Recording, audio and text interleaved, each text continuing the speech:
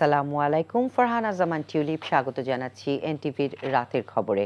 Crown cement শিরোনাম দেখছিলেন, এবারে নিয়ে যাচ্ছি পুরো খবরে। মঞ্চনাটক দেখতে রাজধানীর বেইলি রোডে মহিলা সমিতি মিলনায়তনে গিয়েছেন প্রধানমন্ত্রী তারেক রহমান।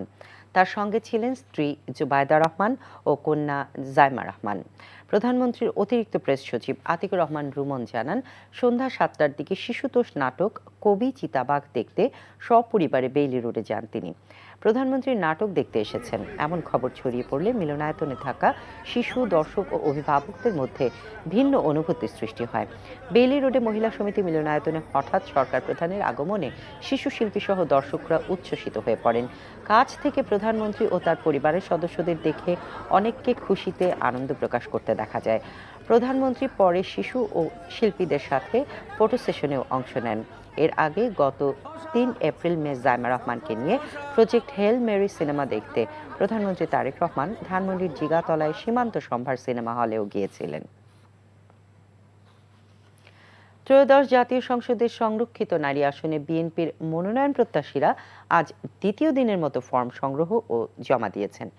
এখন পর্যন্ত 1025 জন নারী দলীয় মনোনয়নপত্র সংগ্রহ করেছেন।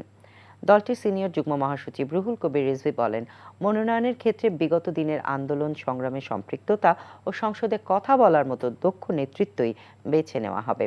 ইফতেখার রেজার রিপোর্ট। বিএনপির নয়াপল্টনের কেন্দ্রীয় কার্যালয়ে সকাল 10টা থেকে দ্বিতীয় দিনের মতো ত্রয়োদশ সংসদের সংরক্ষিত নারী আসনের মনোনয়ন বিক্রি শুরু হয়। আগামীকালও মনোনয়ন ফর্ম সংগ্রহ করা যাবে। দলীয় মনোনয়ন সংগ্রহ করতে দেশের দূরদূরান্ত থেকে এসেছেন বিএনপির বিভিন্ন পর্যায়ে নারী নেত্রীরা। এমপি প্রত্যাশীদের উপস্থিতিতে উৎসবের আমেজ বিরাজ করছে দলটির কেন্দ্রীয় কার্যালয়ে। নারী নেত্রীদের আশা, বিগত প্রায় 1.5 যুগের গ্রেফতার, নির্যাতন, নিপীড়নের শিকার ও আন্দোলনে ভূমিকা রেখেছেন এমন নেতাকে বিবেচনা করবে দল। আমি 18 সালে নির্বাচন করেছি, অনেক বিপর্যয় একটা পরিস্থিতির মধ্যে। তারপরে আমি পিছপা হইনি। সেই সময়টা খুবই বিপদসংকুল ছিল। আমি আমার জীবন হাতে নিয়ে আমি চলাফেরা করেছি। গুম খুন পরিবারগুলোকে আর্থিক সহযোগিতা দিয়ে এবং নিপীড়ন নির্যাতনের শিকার যারা হয়েছিলেন তাদেরকেও আইনি সহযোগিতা দিয়ে সবসময় তাদেরকে উৎসাহিত করার চেষ্টা করেছি। গত 17 বছর জেল, জুলুম, অত্যাচার, নির্যাতন সবই সহ্য করেছি। সেহেতু দলের কাছে আমি শতভাগ আশাবাদী। অতিথি পাখিদের ভিড়ে যেন তাগিরা হারিয়ে না যায়। দল থেকে মনোনয়ন পেলে কি কাজ করবেন সে বিষয়ে প্রতিশ্রুতি দেন বিএনপির নারী নেত্রীরা। বৃদ্ধ মানুষেরা, তাদের জন্য আমি পূর্ণ ব্যবস্থা করব এবং বেকার যুবকদের আছে তাদের জন্য আমি পুনর্বাসন করব। আমার মনে হয় কিছু করা উচিত, সেটা আমি সংসদে পাশ করতে বলতে পারি। এ বিষয়ে বিএনপি সিনিয়র যুগ্ম মহাসচিব রুহুল কবির রিজভী যোগ্য ত্যাগী নেতাকর্মীদের অগ্রাধিকার দেওয়ার কথা জানান। যারা অত্যন্ত সক্রিয় ছিলেন রাজপথে, তাদের উপর চলেছে বর্বরোচিত অত্যাচার, নিপীড়ন, নির্যাতন। দলের আন্দোলন সংগ্রামে যাদের ভূমিকা রয়েছে এবং যাদের দক্ষতা রয়েছে পার্লামেন্টে কথা বলার অত্যন্ত যুক্তি সহকারে, এবং সমাজে যাদের অত্যন্ত সুনাম আছে, তাদেরকেই নিশ্চয়ই দল বাছাই করবে বলে আমার দৃঢ় বিশ্বাস। এই নির্বাচনে মোট 50টির মধ্যে বিএনপি নেতৃত্বাধীন জোট পাবে 36টি আসন, জামায়াত নেতৃত্বাধীন জোট পাবে 13টি, আর স্বতন্ত্র প্রার্থীদের মধ্যে থেকে পাবে 1টি আসন। Iftekhar Reza, NTV news, Dhaka. আগামী 15 দিনের মধ্যে হামের সংক্রমণ কমে আসতে পারে বলে মনে করছেন বিশেষজ্ঞ চিকিৎসকরা। গেল 2 দিনে আক্রান্তের সংখ্যা কমে আসছে, যা নিয়ে তারা বলছেন হাসপাতালে ভর্তির হারও এখন আগের চেয়ে কম। স্বাস্থ্য অধিদপ্তরের তথ্য মতে সবশেষ 24 ঘন্টায় সারা দেশে হামে আক্রান্ত হয়ে মারা গেছে 2টি শিশু, আর আক্রান্ত হয়েছেন 888 জন। গত 15 মার্চ থেকে হামে ভর্তি রোগীর সংখ্যা 9463 জন। ওবায়দুল্লাহ মামুনের রিপোর্ট। 15 মার্চ থেকে প্রায় 1 মাস ধরে সারা দেশে হামের সাথে লড়ছে আক্রান্ত শিশু, অভিভাবক ও ডাক্তাররা। 10 এপ্রিল পর্যন্ত হামের উপসর্গ নিয়ে সারা দেশে 144 শিশুর মৃত্যু ও 2409 জন শিশু আক্রান্ত হয়েছে। সংক্রমণের এমন হারে আতঙ্কিত হয়ে পড়ছেন অভিভাবকরা। হাসপাতালের বেড থেকে বারান্দা, সব জায়গায় সংক্রমিতদের চিকিৎসা দিতে হিমশিম খাচ্ছে হাসপাতাল কর্তৃপক্ষ।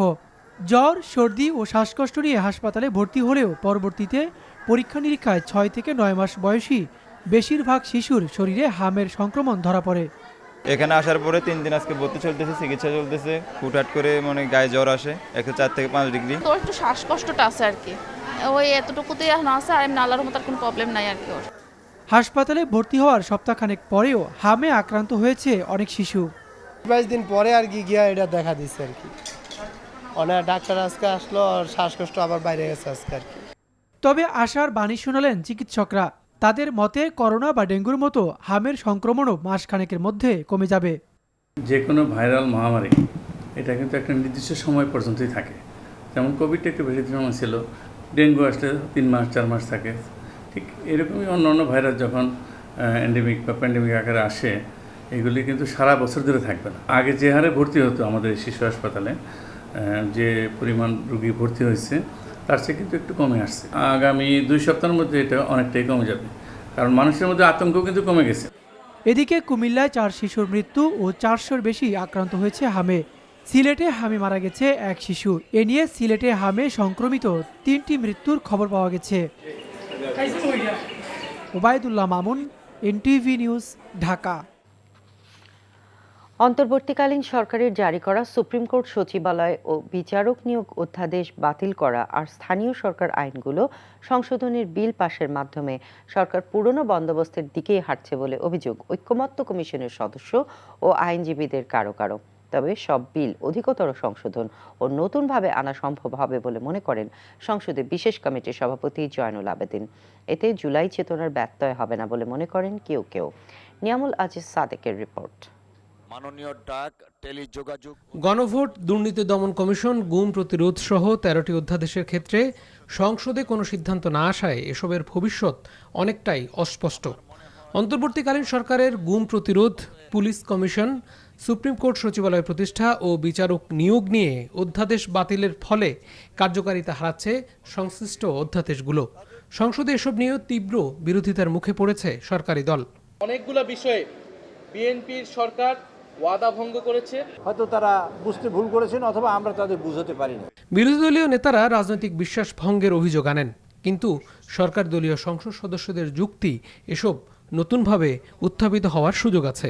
সবগুলা যদি ডেফার হয়, এখানে আলোচনা হয়ে ডেফার হবে। আলোচনা না হয়ে যদি কোনো কিছু ল্যাপস করতে হয়, আমরা সুস্পষ্ট দেখছি এটা ফেসিবাদকে আবার পুনর্জন্ম দিবে। যাচাই বাছাই করে অধিকতর শক্তিশালী করে নতুন বিল উত্থাপনের বিষয়ে সুপারিশ করা হয়েছে এমন 16টি বিল। তার মধ্যে উনি যেটা বললেন যে দুদক, সেটা এখানে আছে, মানবাধিকার কমিশন আছে, অথচ এগুলো নিয়ে আলাপ আলোচনার যথেষ্ট সময় আপনি দিয়েছেন। ত্রয়োদশ সংসদের প্রথম অধিবেশনে আলোচিত অধ্যাদেশগুলো রহিত হওয়ায় সরকারের সংস্কারের সদিচ্ছা নিয়ে প্রশ্ন তোলেন ঐকমত্য কমিশনের সদস্য ডক্টর বদিউল আলম মজুমদার ও জ্যেষ্ঠ আইনজীবী শিশির মনির। আমার মনে প্রশ্ন জাগে, তারা কোন পথে যাচ্ছে? তারা কি সেই অতীতের যে স্বৈরাচারী পথের দিকে যাচ্ছে, স্বৈরাচারী পথ ধরেই সামনের দিকে এগোচ্ছে? তারা এগুলো পুনর্বিবেচনা করবে, পুনর্বিবেচনা করে আমাদের এই শহীদদের রক্তের ঋণ শোধ করার জন্য তারা এগিয়ে আসবে। ওয়াদা ভঙ্গ করছে, সেটেলমেন্টকে আনসেটেল করছে, জনগণের মধ্যে কনফিউশন দেখান যাচ্ছে, বিশেষ করে নতুন প্রজন্মের মানুষদের মধ্যে অনাস্থা তৈরি হচ্ছে। ডেমোক্রেসিতে সব কিছু সরকারের পক্ষে কন্ট্রোল করা সম্ভব না। এগুলো সংশ্লিষ্ট প্রতিষ্ঠানগুলো আইন মেনে করবে।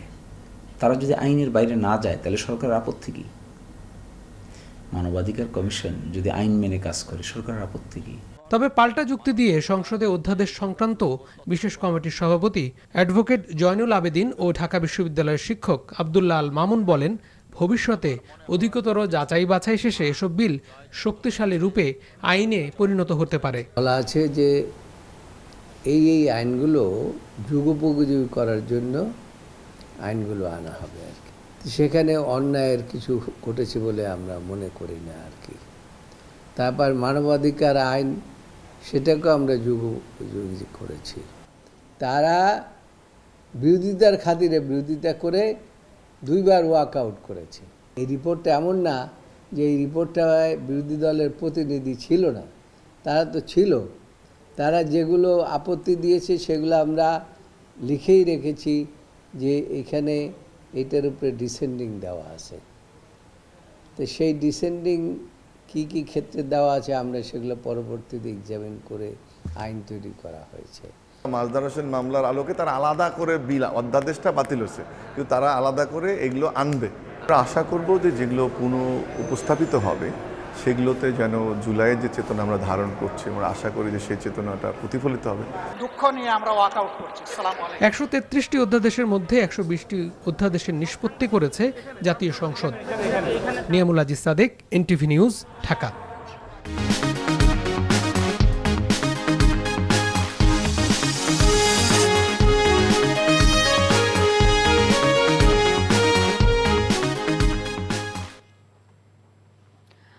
দখল, ভরাট ও দূষণের চাপে টাঙ্গাইলের 2.5 শতাধিক খালের বেশিরভাগই হারিয়েছে স্বাভাবিক স্রোতধারা। যে লৌহজং নদী একসময় মালবাহী নৌযান আর জাহাজ চলাচলে প্রাণ চাঞ্চল্যে ভরা ছিল, এখন সেখানে ছোট ডিঙি নৌকা চলারও কোনো উপায় নেই। কৃষকের সেচের ভরসা খালগুলো দখল আর পানি শূন্যতায় বিপর্যস্ত।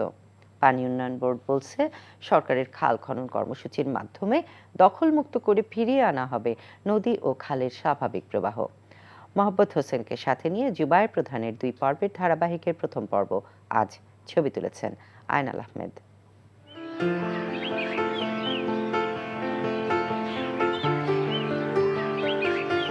বড় মৌসুমের এই সময়টাতে জমিতে সেচের চাপ সবচেয়ে বেশি। একসময় খাল বিলের পানিতেই সেচের কাজ চললেও এখন সেই উৎস কমে যাওয়ায় যান্ত্রিক ব্যবস্থার উপর বেড়েছে নির্ভরতা। জ্বালানি তেলের দাম বাড়ায় বেড়েছে সেচের খরচ। একদিকে পানির সংকট, অন্যদিকে বাড়তি ব্যয়। 2 চাপে কৃষকের উৎপাদন খরচ বাড়ছে দিন দিন। তেলের দাম বেশি, কারেন্ট বিল দেন আগে বা আবার তেল এখন পাওয়া যেতেছে না, বুঝছেন, তেলে সংকট না। খাল থাকতে আগে ওখান থেকে সেলো দিয়ে পানি দিতাম, এখন ও সিস্টেম নাই, খালও নাই। বিএমবির সময় খনন হয়েছে টাঙ্গাইল নদীতে থেকে একবারে, আর ওই নদী আমরা খাল কাটছি। সারের দাম বেশি, হাজিরার দাম বেশি, তাতে খরচ আয় হয় না।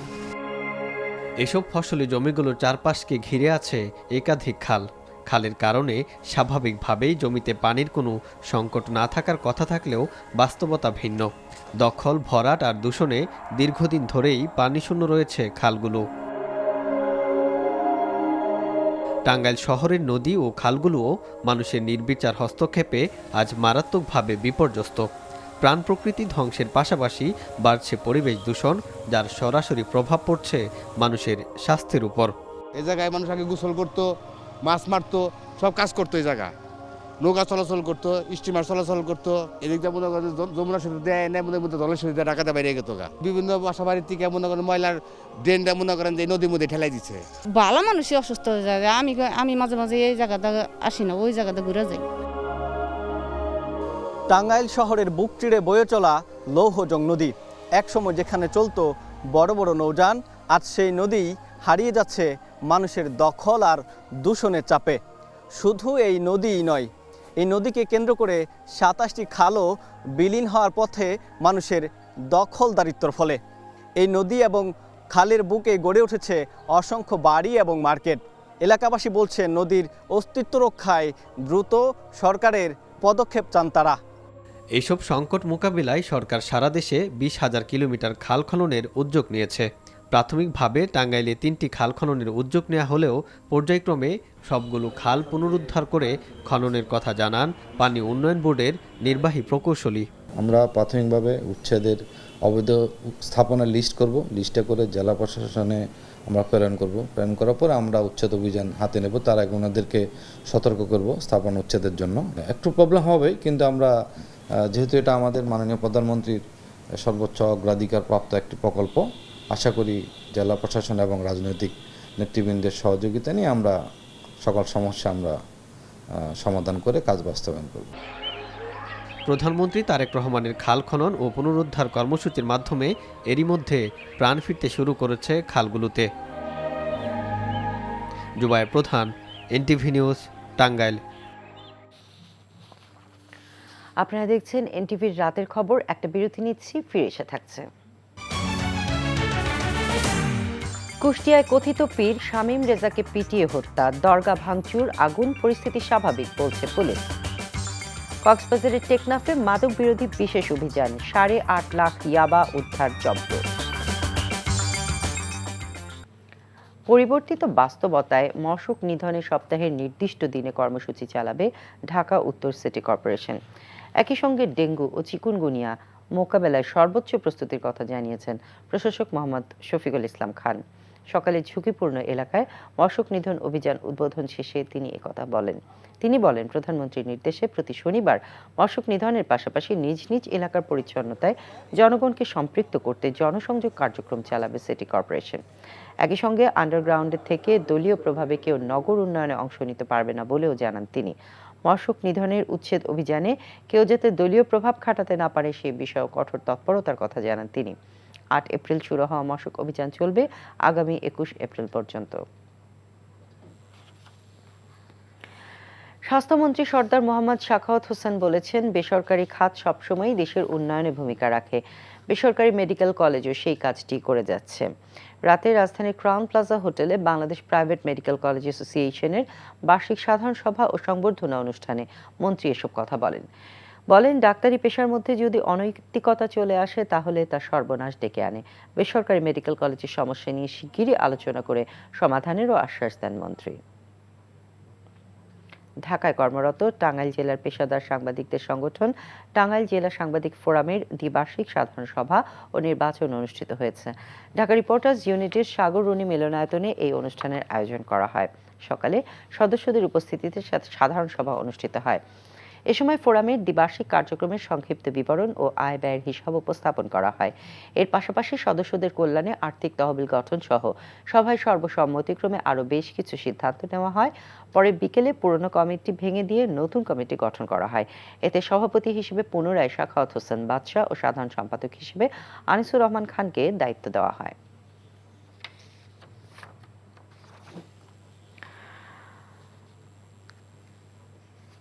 উৎসবমুখর পরিবেশে মানিকগঞ্জের এইচআরডিসি প্রশিক্ষা কেন্দ্রে সম্পন্ন হয়েছে লিও মাল্টিপল ডিস্ট্রিক্ট ৩১৫ বাংলাদেশ আয়োজিত ৩ দিন ব্যাপী বার্ষিক ইয়ুথ ক্যাম্প প্রত্যয় ২০২৬। সকালে বর্ণাঢ্য প্যারেড ও উদ্বোধনী অনুষ্ঠানের মধ্য দিয়ে শুরু হয় ক্যাম্পের মূল কার্যক্রম। উদ্বোধনী অনুষ্ঠানে উপস্থিত ছিলেন লায়ন্স ইন্টারন্যাশনালের ডাইরেক্টর লায়ন নাজমুল হক। ক্যাম্পে অংশগ্রহণকারীদের জন্য আয়োজন করা হয় দক্ষতা উন্নয়নমূলক লিডারশিপ ট্রেনিং, দেয়ালিকা প্রদর্শনী সহ নানা শিক্ষামূলক কার্যক্রম। অনুষ্ঠানে লায়ন্স ইন্টারন্যাশনাল মাল্টিপল ডিস্ট্রিক্ট ৩১৫ এর council chairperson lion Mohammad Ashraf Hossain Khan Hira, multiple district vice president Fahim Ashraf Khan, camp chairman Leo, Sheikh Jarjis Hossain Bishal সহ অনেকেই উপস্থিত ছিলেন।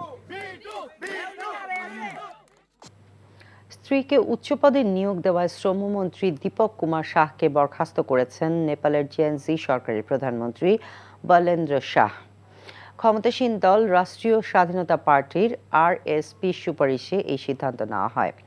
নেপালি গণমাধ্যম জানিয়েছে, দীপক শাহ ক্ষমতার অপব্যবহার করে তার স্ত্রী জনু শ্রেষ্ঠাকে স্বাস্থ্য বীমা বোর্ডের সদস্য হিসেবে বহাল রাখেন, যদিও পদটি দীর্ঘদিন কার্যত নিষ্ক্রিয় ছিল। এরপরে শৃঙ্খলা ভঙ্গের অভিযোগে দলের সুপারিশের ভিত্তিতে ওই মন্ত্রীকে সরিয়ে দেওয়া হয়। গেল বছরের সেপ্টেম্বরে তরুণ প্রজন্মের নেতৃত্বে গণ আন্দোলনের মুখে সাবেক প্রধানমন্ত্রী কেপি শর্মা ওলির সরকারের পতন হয়। এরপর চলতি বছরের নির্বাচনে বিপুল জয় পায় সরকার পতন আন্দোলনের সামনের সারিতে থাকা তরুণদের দল আরএসপি। ক্ষমতা গ্রহণ করেই একের পর এক চমক দেখাচ্ছে নেপালের জেনজি সরকার। প্রথমবার অংশ নিয়ে world championship of legends WCL এর শিরোপায় চোখ বাংলাদেশ চ্যাম্পিয়ন্সের। মোহাম্মদ আশরাফুল মাহমুদুল্লাহ রিয়াদদের নিয়ে টুর্নামেন্টের তৃতীয় আসরে প্রথমবার অংশ নিতে যাচ্ছে বাংলাদেশকে প্রতিনিধিত্বকারী দলটি। তারকা ক্রিকেটারদের নিয়ে আয়োজিত এই লিগ ইতোমধ্যেই বিশ্বজুড়ে ব্যাপক সাড়া ফেলেছে। Yuvraj Singh, AB Villiers, Chris গেইলদের মতো কিংবদন্তিরা আগের আসরগুলোতে অংশ নিয়ে টুর্নামেন্টের আকর্ষণ বাড়িয়েছে। এখন পর্যন্ত 2 বার হয়েছে WCL। প্রথমবার চ্যাম্পিয়ন হয়েছিল ভারত, দ্বিতীয়বার শিরোপা জিতেছে দক্ষিণ আফ্রিকা, 2 বারই পাকিস্তান রানার আপ হয়েছে। এবার বাংলাদেশের অন্তর্ভুক্তির ফলে অংশগ্রহণকারী দলের মধ্যে সংখ্যা বেড়ে দাঁড়ালো 7-এ।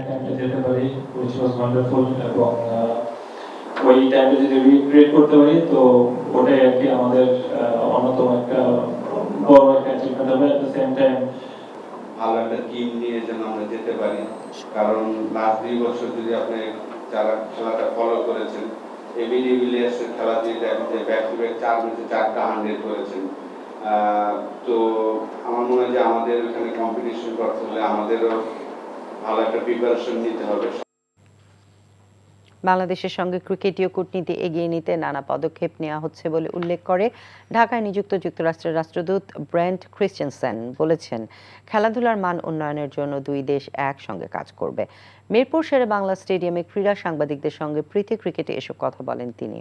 যুক্তরাষ্ট্রের স্বাধীনতার 250 বছর পূর্তি উপলক্ষে যুক্তরাষ্ট্র দূতাবাস ও Bangladesh sports journalist association BSG এর যৌথ উদ্যোগে এই প্রীতি ম্যাচ মাঠে গড়ায়।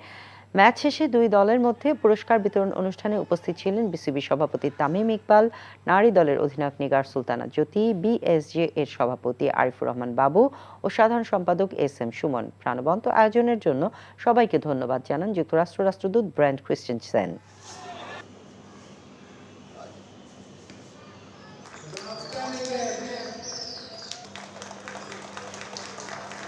This is part of our celebration of America's 250th birthday. এই ম্যাচটি আমাদের স্বাধীনতার 250 বছর পূর্তি উদযাপনের অংশ। স্টেডিয়ামে এসে প্রীতি ম্যাচ খেলতে পারা আমাদের জন্য দারুণ সম্মানের। আমরা বাংলাদেশের সঙ্গে ক্রিকেটীয় কূটনীতিতে এগিয়ে যেতে চাই। And most importantly, come away from the inaugural Boyshaki cricket match victorious. এই ছিল রাতের খবরে। এই খবরের ভিডিও সহ আপডেট জানতে ভিজিট করুন এনটিভি অনলাইন www.ntvbd.com। এছাড়াও এনটিভির জনপ্রিয় সব অনুষ্ঠান ও খবরের আপডেট জানতে ভিজিট করুন আমাদের ইউটিউব ও ভেরিফাইড ফেসবুক পেজে। রাত 1টায় মধ্যরাতের খবর দেখার আমন্ত্রণ রইল। ধন্যবাদ সবাইকে। শুভরাত্রি।